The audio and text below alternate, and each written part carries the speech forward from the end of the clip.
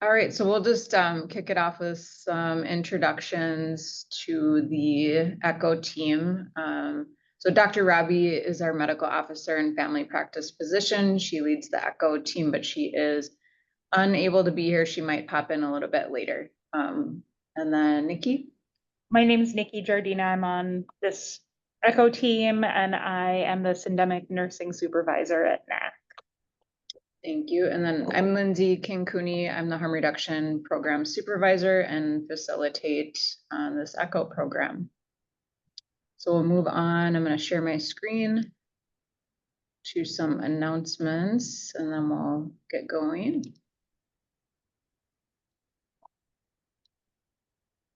So welcome again. This is the Midwest Tribal ECHO Opioid Use Disorder Education and Treatment Series.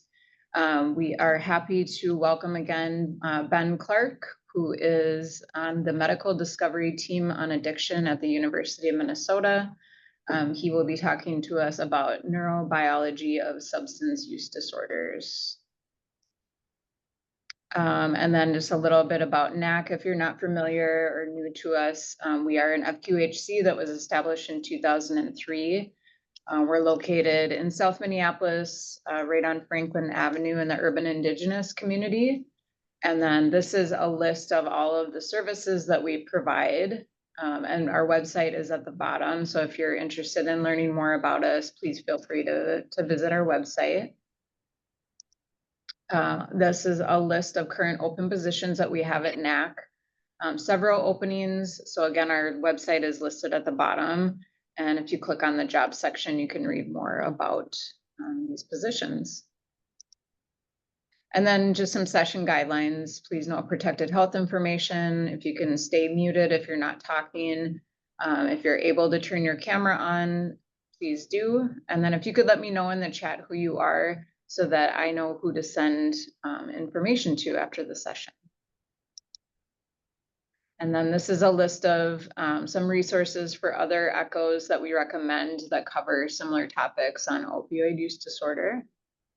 And I'm always happy to share information, and my email address will be on the other slide coming up. So feel free to reach out. And then just a quick announcement, our next ECHO session will be September 3rd, and we have the Raven Collective joining us to talk about their program. We meet the first and third Wednesday of every month from noon to 1 p.m. Central Time. And then finally, case presentations. If you have any suggestions or have any to submit, feel free to contact me. My email address is now on this slide here. They make for great discussion, so we definitely welcome them. And I think that's it for me. So I'm going to stop sharing and then I will hand it over to Ben. Thanks, Ben, for being here today. Thank you for having me. All right, let me share my slides.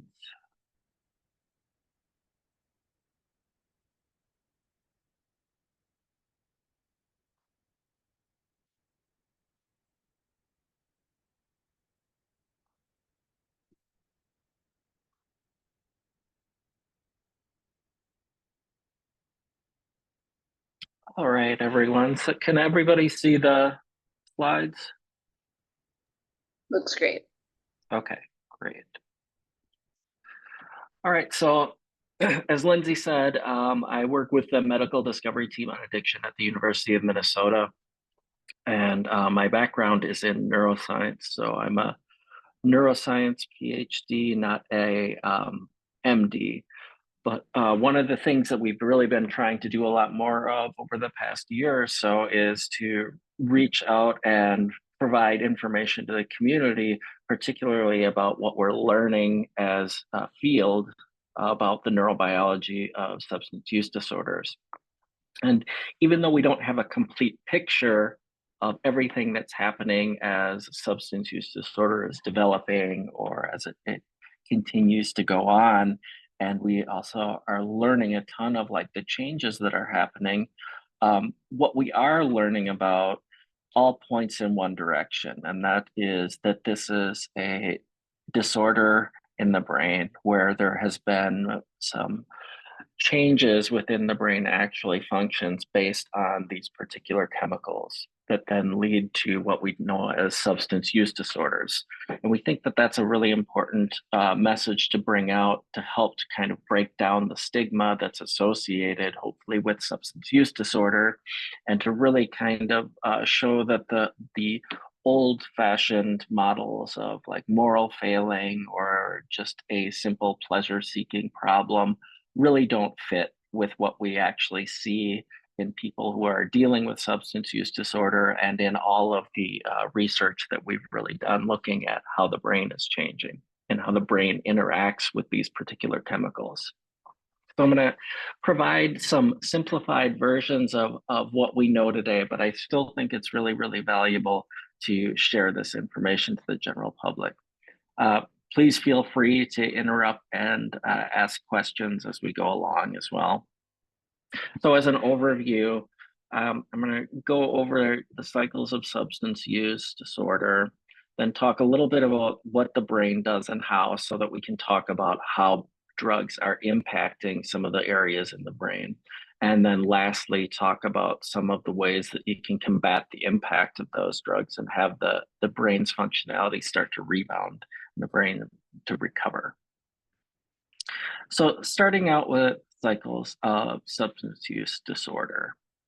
So there's this cycle that occurs over and over and over again as a substance use disorder is developing. And it has three particular phases that we're kind of zeroing in on. And there's a reason why these are color-coded and that we pick these out as a description of the cycle that goes round and round and round.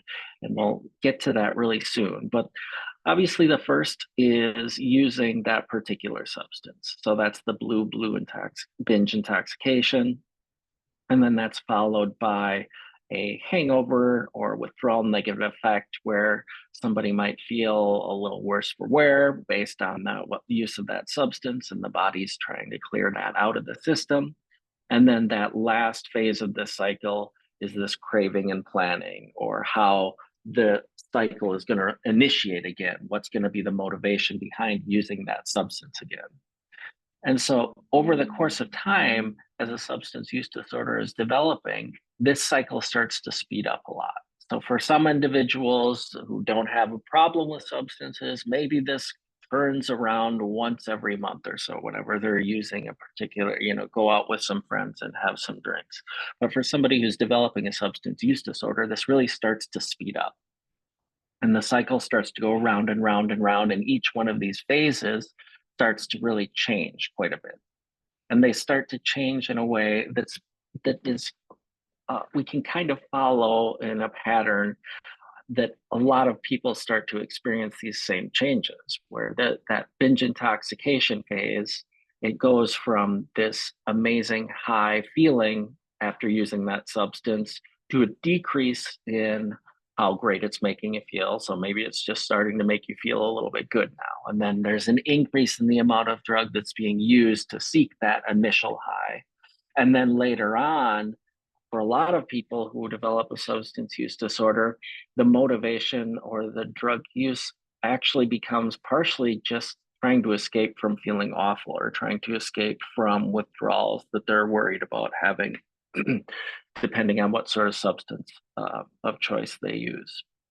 So that's a really, really large shift in and of itself, from this positive reinforcement all the way to a negative reinforcement, where you're not actually looking for that positive high as much as you're looking for an escape from something negative like the withdrawals. And then that hangover portion, that red portion here that we have, the withdrawal negative effect, it starts to get more dramatic. It starts to go from just kind of lower energy and a fast rebound to lower excitement in things that a person might have been interested in previously. And then later on, we see a lot of substance-induced depression and anxiety, where even if a person was, say, self-medicating to deal with depression issues or anxiety issues, these start to get worse and worse and worse as the substance use disorder is getting worse and worse and worse. And then finally, that craving and planning phase, of the cycle has a dramatic shift from being something that maybe a person is just looking forward to, but on some level ambivalent about, to something that becomes an obsession. And there's a compulsion to use this particular substance. And it really kind of takes over all of their daily planning. That planning shifts over to how to get that particular substance. So the motivation and the decision making are also switching up a little bit as this substance use disorder is developing. So I have like 3 examples here of how we can actually interact with our choices and make decisions. One's a voluntary action, then an impulsive action, and then finally compulsive and habitual actions. Now, for individuals who develop substance use disorder, particularly with any decisions that are related to that substance, there's a general shift from the voluntary to the compulsive. And so by voluntary action, what I mean is that there's some sort of risk reward or pros and cons list that's actually being kind of thought through. There's a deliberate intent to whatever you're doing, and you're thinking about, oh, future me, how's that going to be affected compared to present day right now me. And that's also called delayed discounting, kind of gets into that particular idea. If you ever hear the term delayed discounting, largely it's kind of just the idea of how much you're considering your future self and the value of something that you might be getting for your future self. And so that shift over to more impulsive actions where there's maybe not as much of a risk reward calculation, there's maybe not as much of that pros and cons list going on in your head, and it's more of just some opportunity arises and you grab a hold of it. And then lastly, that compulsive and habitual action, it's almost as if you're relinquishing the decision making and the consideration of your choices and just feeling compelled to actually do one particular option, in this case, using a particular substance. And then in addition to that, there seems to be these bright spotlights on that particular drug and getting that particular drug in a way where even when a person is walking through their environment, that increased incentive salience, which is basically the things that are grabbing your attention. If I have alcohol use disorder and I'm walking down Lindale, for instance, CC Club is going to brightly light up in my mind as I'm walking past that particular area. So there's just this increased attention given to that particular substance. And then that's followed up by a habitual action where once I kind of get on the track of using that substance, then all of the actions just kind of fall into place in a habit form. And so these aren't always negative, obviously. You can have good habits and you can have impulsive actions that aren't negative.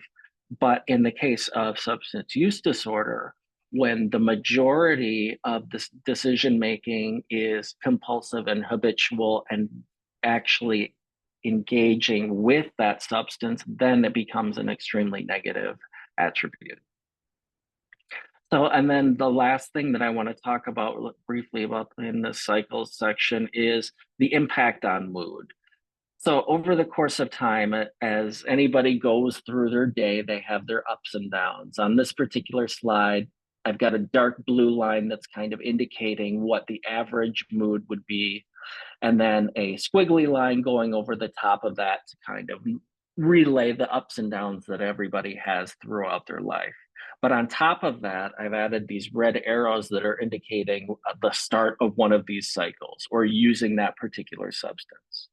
And so initially, when the substance is used, there's an increase in the mood typically for people. And then as that drug wears off, and there might be a little bit of a hangover effect associated with it that might decrease our mood, but it's not really, really extremely large or really, really problematic. But as this cycle goes around more and more and more, we see that that good feeling that's associated with that particular substance, it starts to decrease.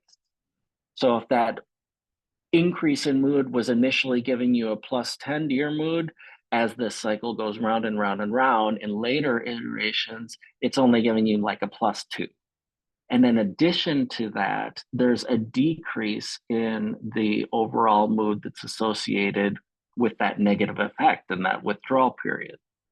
And as these are adding up, we get to a point where a person is no longer even at the same level as their initial average mood or their initial bad times in a normal week. Instead, they're always hovering down much farther below where they used to be.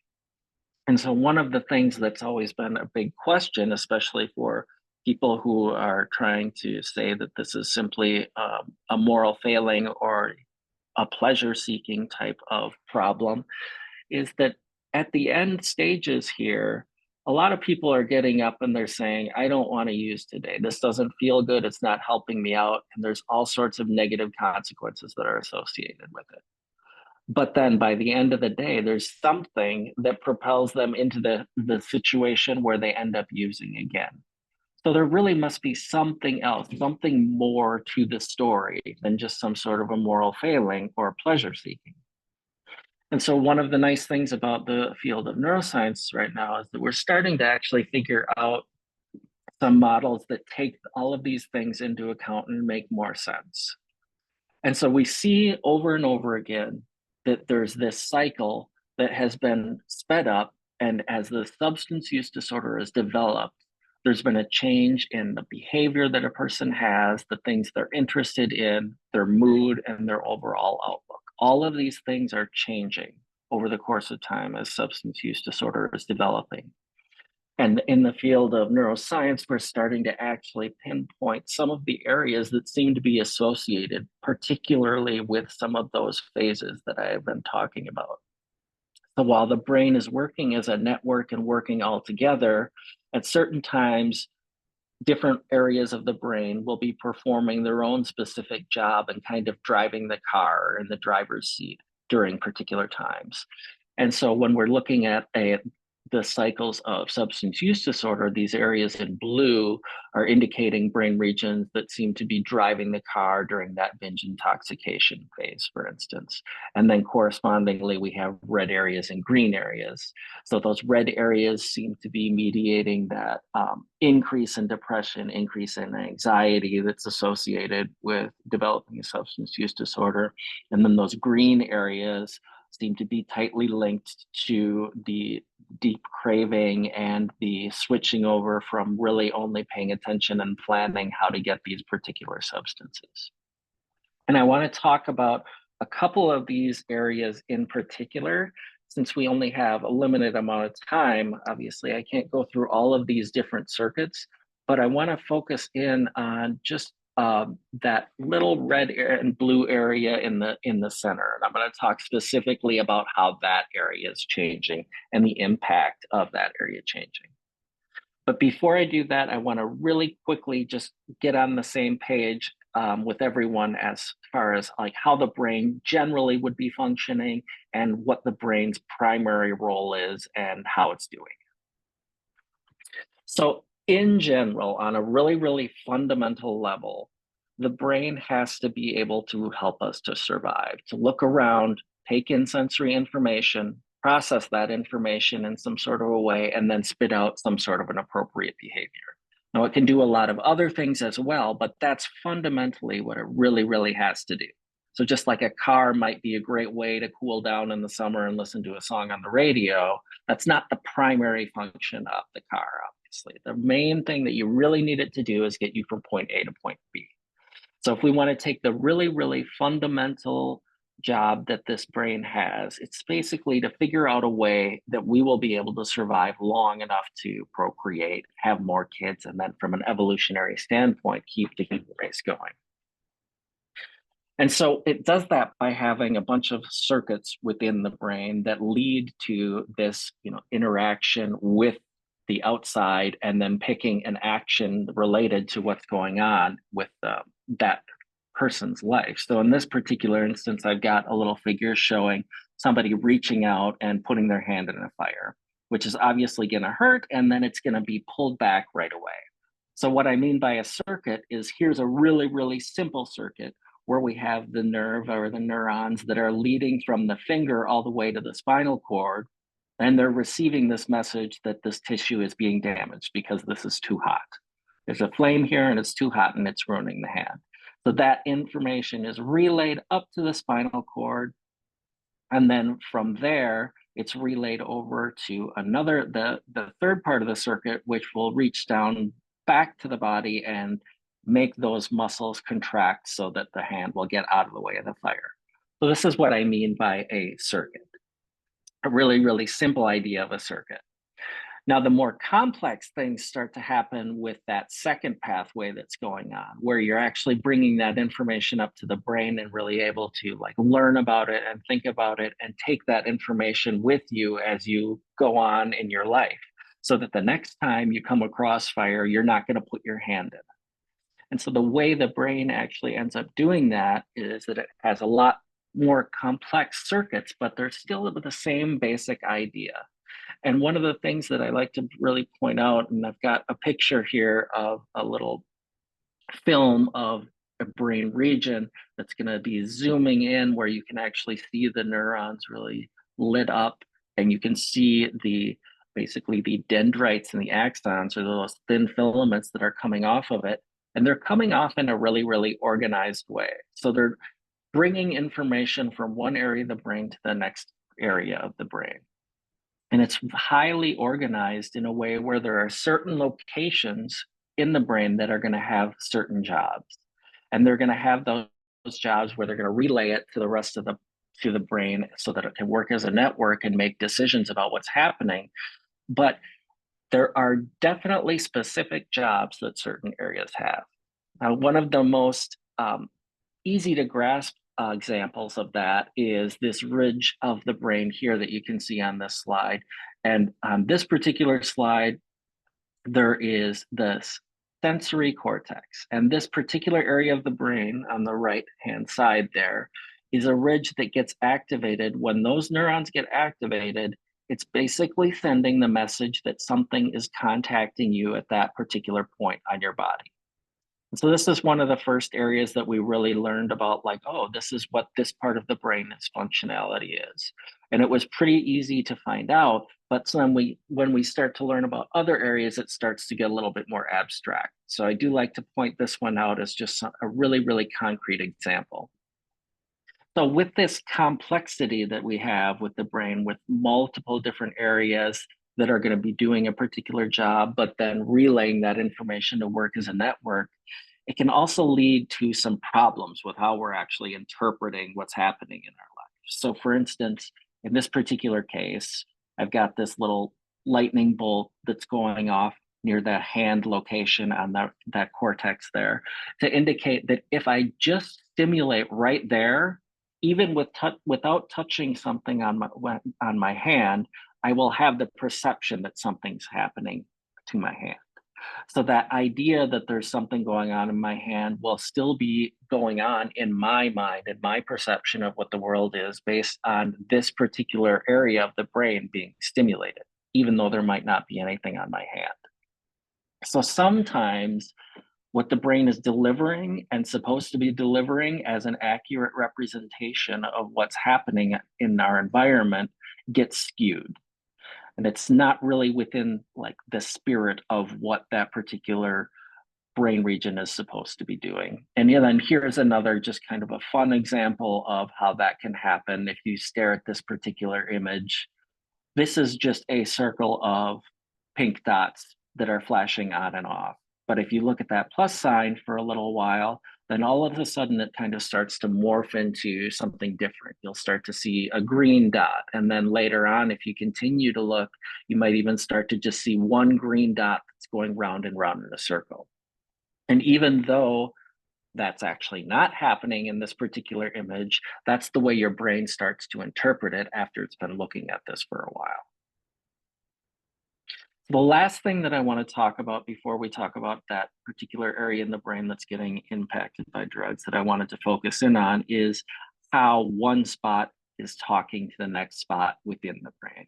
So the way that those messages are relayed is that at the ends of these little filaments on these neurons, again, they come in close contact with another set of neurons and they release a chemical. And that chemical is something like dopamine or serotonin or glutamate or GABA. So I know that people have heard a lot about these, especially things like dopamine and serotonin. Basically, what those things are, it's just a chemical that's being released from one part of the brain that's going to flip the switch to activate or flip the switch to turn off another part of the brain in another particular brain region, to give a really simplified version of how that is information is being transferred from one area to the other.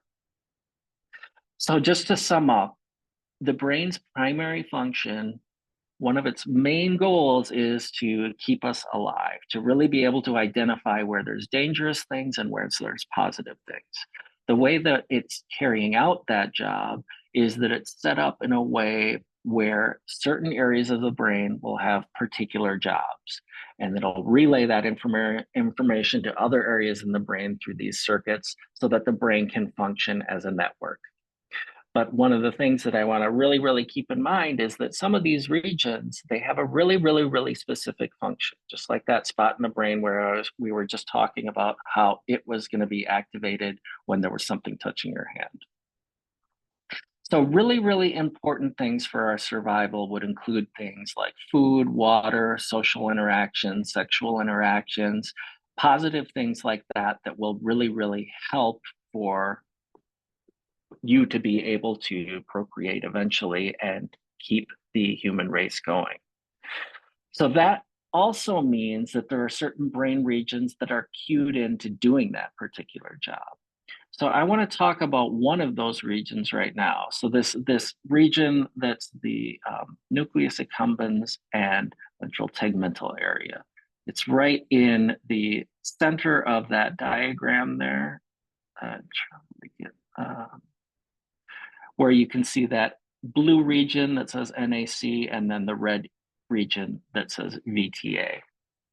And this particular region is also sometimes called the reward motivation dopamine circuit. And that's because that VTA is going to reach out and activate the nucleus accumbens by dropping some dopamine into that particular area. Now, while all of these different substances are activating tons of different areas within the brain and doing different things, we're just going to be focusing in on this one particular area for a few slides. So one of the crucial things that has gotten confused over time is that this dopamine circuit is signaling pleasure. It's not really signaling pleasure at all. Instead, it's really more involved with providing an evaluation of what somebody has just done and providing motivation or giving a wanting for whatever sort of action is going to be happening. So rather than liking, it's more wanting. The liking and the pleasure signal comes from different areas in the brain, endorphin areas, but those might be activated at the same time as this region, or in other instances, they might not. So there's definitely a distinction between these two regions, even though they might interact. So this particular region, as I said, is going to be dumping dopamine out to activate the second region. And so we can actually reach in and measure the amount of dopamine that's being released and try and figure out like how it responds to certain things. And so those are some of the experiments that have been done over and over again to really figure out how this particular area of the brain is working and what its functionality is. It turns out that this particular region gets activated by pretty much any substance that you can think of that is something that ends up being a problem with substance use disorders. All of them seem to interact with this particular system. So here we have an example of measuring the amount of dopamine that's being released in that particular brain region after a food reward is given. And so this, I would argue, is how this particular area of the brain is supposed to be functioning. So we want an area of the brain that will be able to cue in to something that happened and basically give a positive or a negative evaluation of something that just happened. And that becomes important because we want to be able to get that food reward again. It's important for our survival. So in this particular instance, that food reward is given and the dopamine level goes up. And that's functioning at a reasonable level to give a reasonably strong signal where the brain will be able to pick it up. So you might notice that this dopamine starts at 100 and then goes up to 150. So there's always a little bit of dopamine that's being released so that you can have it go up or you can have it go down. So if we were to take this system and have it to continue to do kind of the helpful thing for our survival in delivering this message that we just got a positive reward that will be helpful for our survival, it's going to go up with things like food, sexual interactions, social interactions. All of those things makes that dopamine signal go up. Now, the problem comes with how this responds to drug rewards. So here we have that exact same system, that exact same subject getting an amphetamine reward instead. And we see that that dopamine rises from 100 all the way up past 1,000. It's a really, really fast spike that goes up really, really high. And so this causes a couple different problems. And I would say that the first thing to point out here is that this is a little bit outside of the spirit of what we're actually hoping that this brain region would be doing, kind of like that illusion where we start to see the green dot go in circles. So in this particular case, we've got this amphetamine that's giving this signal, this huge dopamine signal in a brain region whose that's functionality is supposed to be telling us when something really rewarding happened and putting it into a bin, basically to really simplify it down, like a bin that says, this was a really rewarding thing and important for my survival. This was something that was not important for my survival and was not rewarding, for instance. And in this particular case, that's going off the charts. The reason it's going off the charts is based simply on the shape of this particular molecule.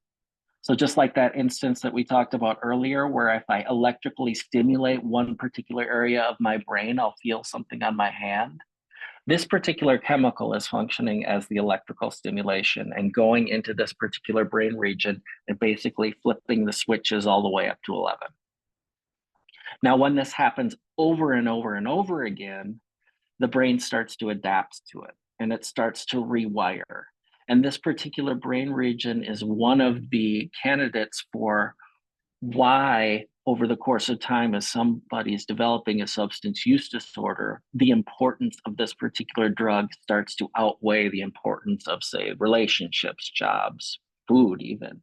All of these other things that are typically associated with that positive dopamine response, they all of a sudden start to look pretty small as this brain region is starting to rewire based on these extremely large signals from, in this particular case, amphetamine. So over the course of time, the brain adapts to this large signal in a way that starts to actually kind of show some of the things that we were talking about in the first couple slides that are these changes in behavior. So these changes here are what we think are linked to the increase in salience or the increase in the spotlights on just that one particular item, that one particular drug, where they're really, really focused in on getting that particular drug. The other thing I want to point out with this particular region is that it doesn't really directly involve pleasure. So this is a motivation and a reward wanting signal more than a pleasure signal. So this kind of gets to that storyline where we see people who maybe don't feel like they're getting much out of this drug anymore. It's no longer giving them the high that they want, but they feel somehow there's something in them that makes them motivated to going out and seeking that particular substance again. And just to reiterate, I really do think that this is very much like this scenario where you're going in and stimulating one part of the brain region, and it's basically hijacking that region to deliver a kind of a false message that goes against the spirit of what that particular brain region is supposed to do. Much like this region in the somatosensory cortex, where if I stimulate here at the hand area, I'm going to feel something on my hand, even if it's not there. So this isn't just amphetamine that does this either. So all of these other drugs that we talk about, like cocaine, methamphetamine, morphine, heroin, any opioid, alcohol, all of these different drugs end up doing the same thing to this one particular brain region. So even though these different drugs will provide a very, very different experience to the user based on the other areas of the brain that are being activated, this one particular region has the same thing in common with all of these particular drugs.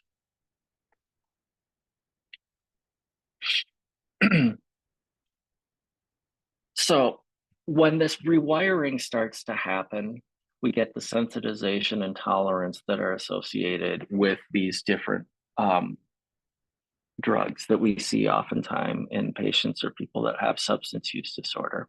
Here's another example of some data that kind of goes towards that same particular brain region that we were just talking about. In this case, you can pretend that you're looking from the top down. So you're looking at the top of somebody's head, and the area that's lit up here is that particular dopamine reward circuit area that we were just talking about. On the left-hand side, where it says control, we have 4 individuals that have no substance use disorder difficulty. And then on the right-hand side, we have 4 individuals that have opioid use disorder, alcohol use disorder, meth use disorder, and cocaine use disorder.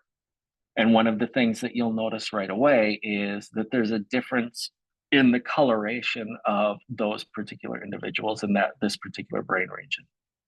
Basically, what this color change is indicating is that particular region isn't functioning well anymore.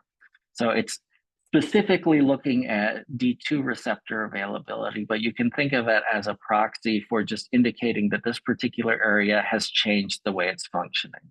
And one of the things that's changed about it is that these individuals don't have the same brake and gas pedal as, say, the controls do. So it's almost as if the brakes have been cut off on these particular individuals as far as being able to shut down the wanting of that particular substance and the attention that's devoted to that particular substance. Ben, I was just gonna step in. There was a comment, and I don't know if Jeff, if this was answered, but Jeff had a question. Is brain mapping showing any trends within the addiction cycle versus recovery? Yes, and I'm going to get to those, some of those in a couple slides here.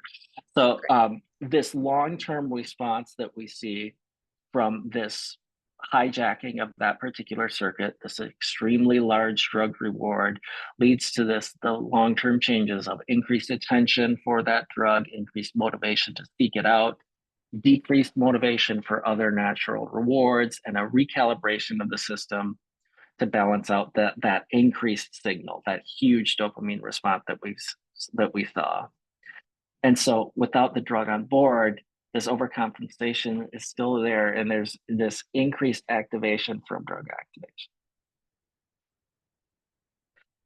So just to sum this section up, this particular region of the brain that we just looked at, we only looked at one particular circuit, but this particular circuit is basically hijacked by any of these substances that we associate with substance use disorder. And it provides an extremely loud signal, an unnaturally high signal, showing that this really fast dopamine increase, which is really supposed to be signifying something about reward and motivation. It's not signifying pleasure. And the problem is that once we get a drug that's associated with this huge reward signal, that's when we start to see the downstream effects that are accompanying substance use disorder, where there's that increased focus for that particular drug and this continuous wanting for getting that particular substance, even if it's not pleasurable, and even if there are other parts of this person's mind is saying, I'm not going to be using that substance.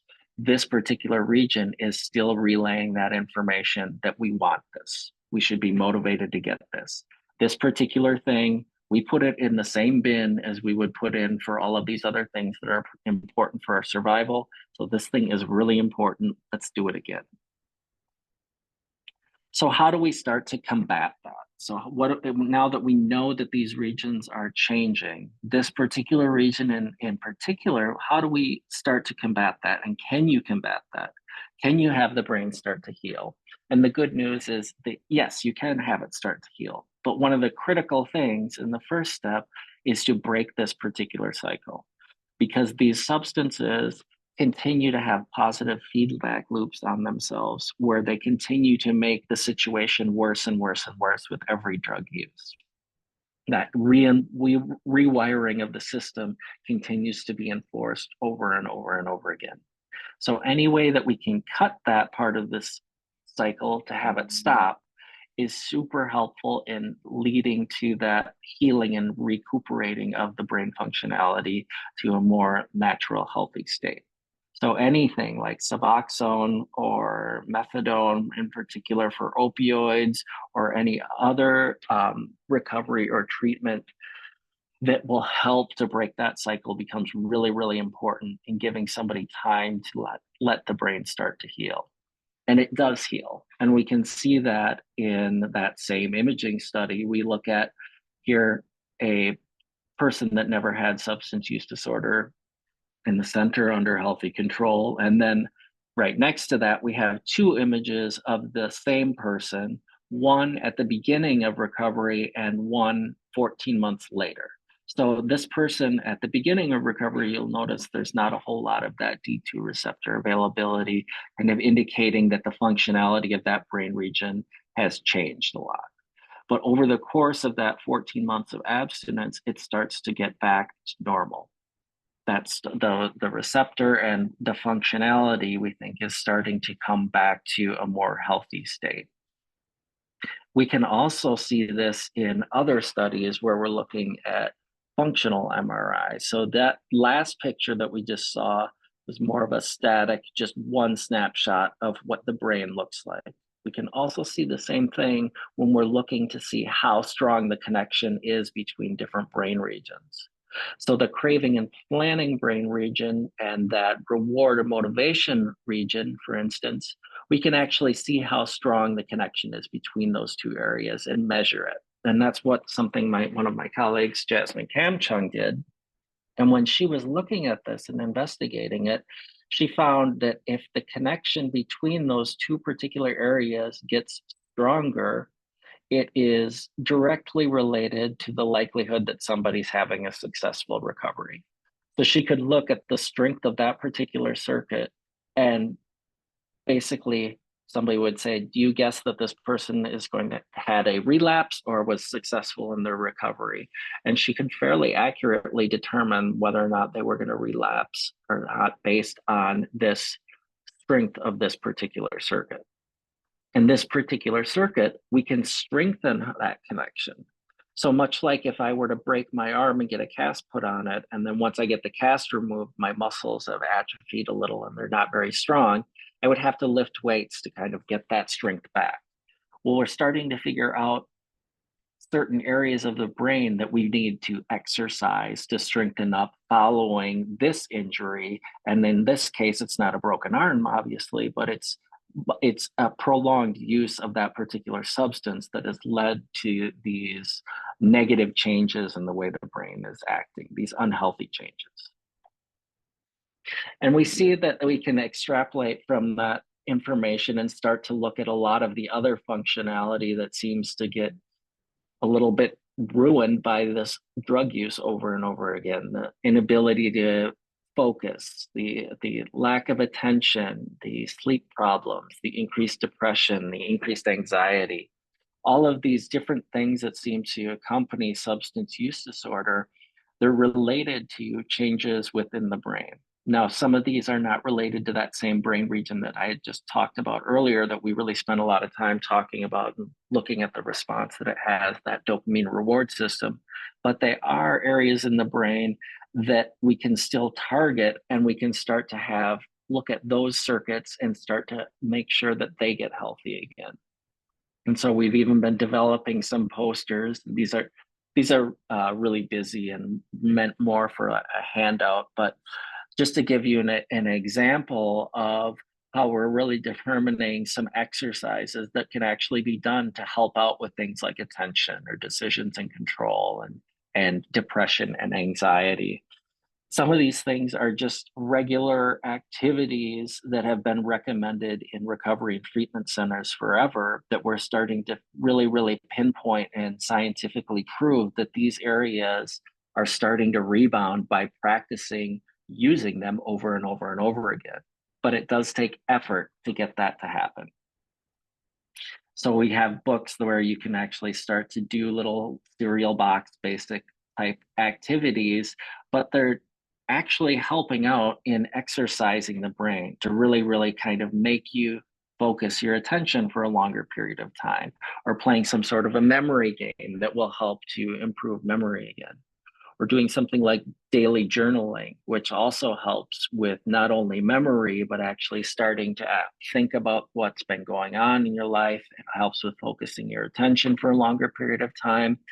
It's one of my favorite ones that I like to recommend for people that I interact with at treatment and recovery centers. And I had one particular person who I saw at the very beginning and then 3 months later in their recovery journey. And he said, you know, I started that journaling after I saw you the first time, and I was able to write one sentence per day, and that was it. And it was so frustrating, but I kept up with it. And then at 3 months, when I was talking to him again, he said he was writing almost 3 pages every day, sometimes even more than that. And he said that he was really kind of surprised by how, if he just had kept up with it every day, how fast it was able to rebound and how he was able to get this part of his brain functionality back just by really, really working on it over and over and over again every day. So just to sum up, and then I'll take questions. So we have this cycle that's happening over and over and over again with people that develop substance use disorder. This binge intoxication or using the substance, then the withdrawal where the substance is being cleared out, and then this craving and planning phase. And this happens over and over and over again and starts to speed up. And as it's starting to speed up, it starts to change all of these different behaviors and motivations and really the core tenets of what makes a person who they used to be, changing their mood, their behavior, and how they make choices. And what we see is that these changes in behavior are tightly linked and driven by these brain circuits that are also changing. And the one in particular that we looked at was the reward motivation circuit. And we can watch this particular circuit change in its functionality over the course of a substance use disorder as it's developing. And then we can even start to watch it rebound as it starts to heal after somebody stops using that particular substance and starts to use their brain in a more helpful manner. And this is happening because that particular circuit is getting hijacked by these particular substances. In the case of, like, say, methamphetamine or cocaine, it's almost like you're taking an electrode to that particular area of the brain and just stimulating it and really boosting this particular dopamine signal in a way that's delivering this false message about what is an important event in the life, what's an important reward, and really kind of ruining the motivation and the way somebody's evaluating what's important. And this can lead to that transition from this voluntary to more impulsive and obsessive and habitual and compulsive interactions with that particular substance. Just to reiterate, that dopamine signal, I know it gets batted around out in the general public saying that it's a pleasure signal. It's not really a pleasure signal. It's really linked to this motivation and this reward and this wanting idea more than pleasure. Endorphins are really the circuits that are involved with that, what we would think of as a pleasure signal. And the good news is that we're also starting to see direct evidence that shows that these brain circuits will start to change over time. If the cycle can get cut in any particular way where these positive feedback loops stop to happen, stop happening and stop this rewiring and reinforcement of this rewiring within the brain, it can start to heal up again and be a little bit more healthy. And the best way to do that is to really make sure that you're treating your brain almost like a broken arm. After you break your arm, you might have to go through physical therapy and really, really work and exercise that particular arm. But in the same way, you have to do the same thing with the brain during recovery. You have to be using it. There's just everything we see points to this over and over and over again. The more a person is exercising their brain with these memory games or physical yoga, body and brain connection, anything that basically gets the brain to be working helps along the way to not only regain that functionality that's been hindered by the substance use disorder, but just to make these brain regions actually start to grow out and start to work better. Are there any general questions that people have at this particular time? Once again, this is an initiative from the University of Minnesota's Medical Discovery Team on Addiction, and we're doing a lot of outreach within the community to share this information and then hopefully start to break down stigma. And we're trying to expand it to bringing out some of those posters that I showed in this slide presentation as well, that kind of talk about different things that a person with substance use disorder can do to kind of accelerate the healing of their brain.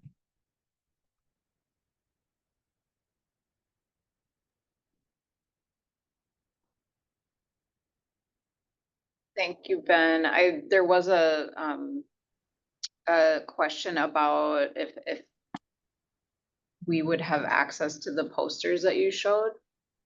Yeah, we are actually starting to print those up. So if you have a RCO or a clinic or a treatment center where you'd like copies of them, you can just email me and we'll try and hook you up with those. And I can make sure to, when I send out information after the session, to include your contact information, and if it's okay, the slides that has that. Yeah. Okay, great. Thank you. And then Jesse, did you have your hand up? Did you want to? Oh, a great presentation. Thank you so much. I couldn't get the last part of the email address, but she's going to send it out. So I will be in contact. Thank you. Great. Yeah, it's a good job. And if you have organizations where you'd like to have us come out and give similar presentations, we're always happy to do that as well.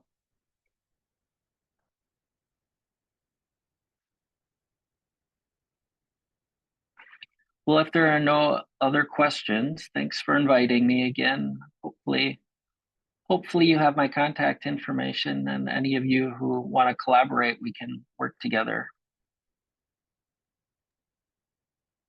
Great. Thanks so much, as always, Ben, for joining us. We really appreciate it. And yeah, I'll make sure to send everything out to the audience.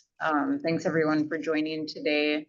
And yeah, we'll be back September 3rd at noon. So please come back and join us again. Hope you all have a great day. Thank you. Bye, everyone. Bye-bye.